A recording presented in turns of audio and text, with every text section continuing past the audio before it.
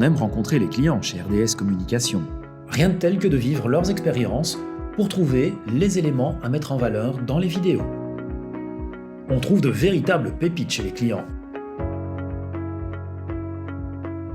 Nous y voici, on analyse en détail tout ce dont le client dispose, depuis la vision de l'entreprise, ses projections sur son marché, son plan de communication.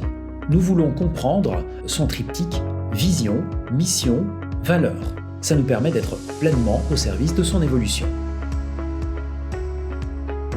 Nous avons maintenant tout le matériel pour passer à la préparation d'un cahier de charge. Il comprendra des informations sur le but du message, sur le fond du message et enfin sur la forme souhaitée. Les grandes lignes de la vidéo sont en train de naître. Un scénario global commence à se construire. Le scénario est en train de s'affiner avec ce que l'on appelle un plan séquence. Chaque séquence est détaillée et va se placer sur une double ligne du temps, celle du calendrier de tournage et enfin celle du montage. Bah oui, tout n'est pas tourné dans l'ordre qui sera vu par le spectateur. Le tournage est rationalisé et il tient compte de la disponibilité de chaque intervenant ou groupe d'intervenants. Va-t-on tourner dans un atelier, tourner en extérieur? A-t-on besoin d'un décor spécifique?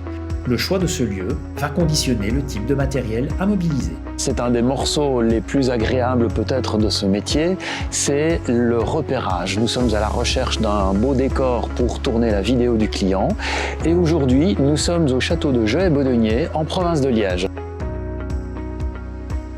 Allez, c'est parti, c'est le grand jour. Nous embarquons tout ce qui a été identifié comme nécessaire pour le tournage.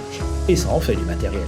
Le tournage est un véritable marathon. Il faut penser à suivre scrupuleusement le plan séquence. C'est une méthode éprouvée qui garantit d'avoir toute la matière pour le montage. C'est ici que tout le bénéfice de la préparation va réellement s'apprécier. Tout s'enchaîne, on sait quoi tourner et on a la garantie que tout sera fait, il n'y aura pas d'oubli.